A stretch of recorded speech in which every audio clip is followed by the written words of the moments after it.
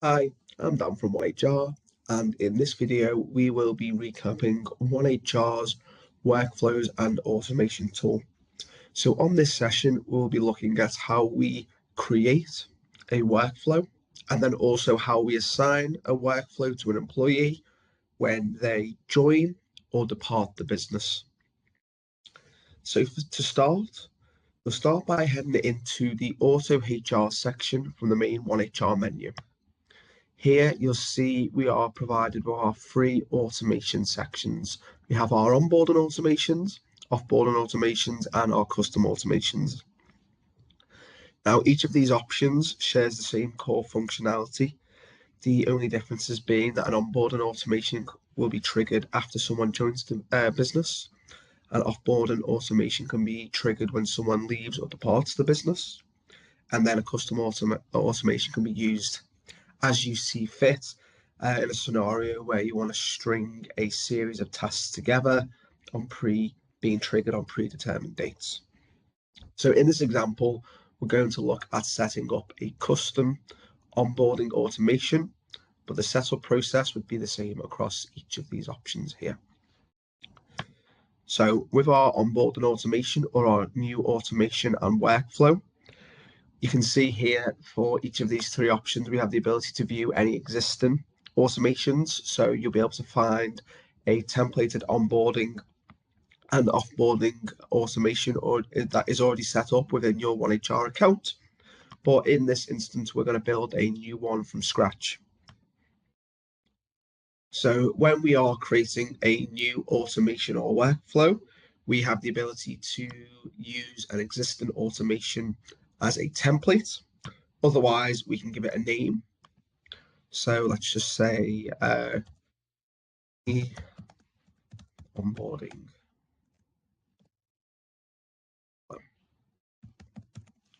We can give it a description. Workflow for when a new start. And then once we've set up our initial name and description, we can then add our steps. So our steps look similar to the task function or the create new task function within oneHR, because essentially what we're doing is having tasks created or triggered on predetermined dates when someone joins or leaves the business. So for each step, we can give a title, a description, we can set a trigger, and then we can also assign a default assignee to this as well. So with our title, let's just give it a dummy name. We'll just call it test step 1. And then for the description, so if we're looking at examples, it might be that the first step is to upload a new starter's contract of employment to the system. Upload COE to oneHR. And then with our onboarding workflows, our triggers are based, we would set a start date for our workflow, and then this can be however many days, weeks, or months after that date.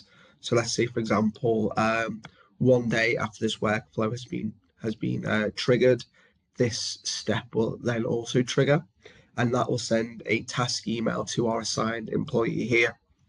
So because we're building an onboarding or a workflow template, we don't have to necessarily put in an assignee if we know it's going to be someone different every time. But if it's a standard role or a standard action that falls to one person, you can assign this task to them automatically. So we've set up step 1. Let's say we now want to add a second step. We can click on the add step button. Step 2.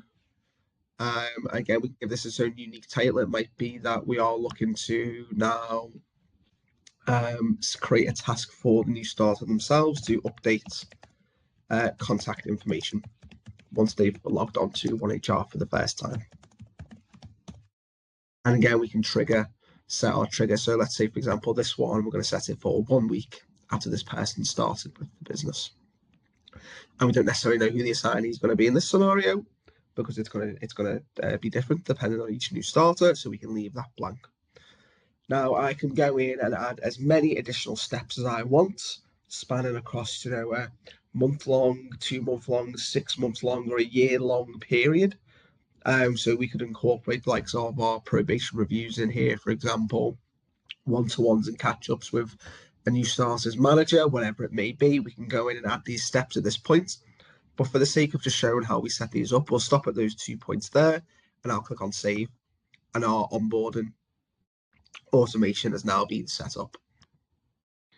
So now that we've set up our workflow, we can then assign it to an employee on the system.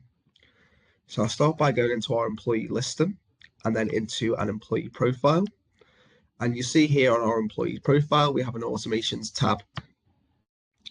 And this is where we can assign our workflows. So for example, this employee's got a workflow that's already been set up. So we'll just remove that so we can show the process of adding a new one. So within the automations tab here, I can click on add and the ability to select from our list of onboarding or offboarding workflows. So I've got my company onboarding workflow that I've just set up. And I can say this triggers on Monday, the 24th of February, because that's when the person will be starting with the business. Click on the save button.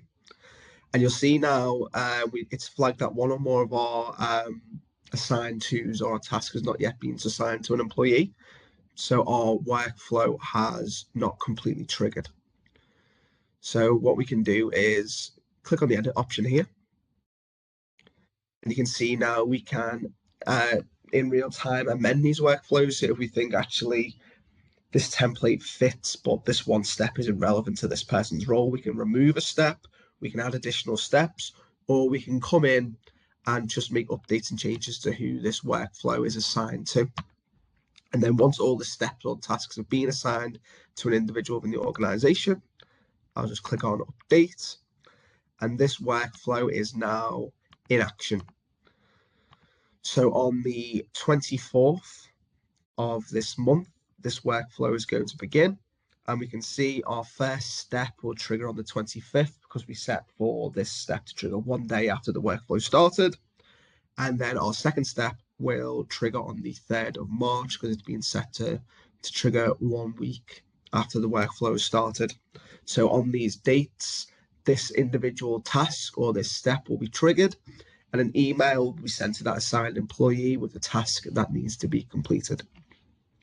So within these workflows, you could say for example, have 10 different steps, each of those being assigned to different people. It could be that there's a step assigned to your payroll manager to make sure that this new starter's set up in the payroll system. There could be steps for that new starter's individual line manager to schedule a checkup 1 month into their employment, 3 months in, 6 months in, a year in, for example. So it gives you an opportunity to get a head start on your HR admin with regard to this specific employee, rather than having to manually create tasks or reminders through the year. You can set up your workflow once, trigger it, and then as those dates are reached, those tasks will be sent to the relevant employees. So that is our workflows tool. So we've just looked at onboarding as an example, but the offboarding process is exactly the same. We assign it exactly the same way. And our task will just be sent out after someone's left the business. So you may look at a task to interview with a leaver, to update access to any internal systems, to purge data in line with GDPR after X amount of months have passed or after someone's left the business. So it's a great way to kind of help to stay on top of some of these responsibilities. So that is the automations and workflows tool in a nutshell. If you would like to discuss these features in further detail or get a better understanding of how this can be used within your organization, you can contact our support team or our customer success team by dropping us an email at help@onehrsoftware.com, and we'd be happy to arrange a session where we can look at how you can also get the most out of this feature within your organization. Thank you.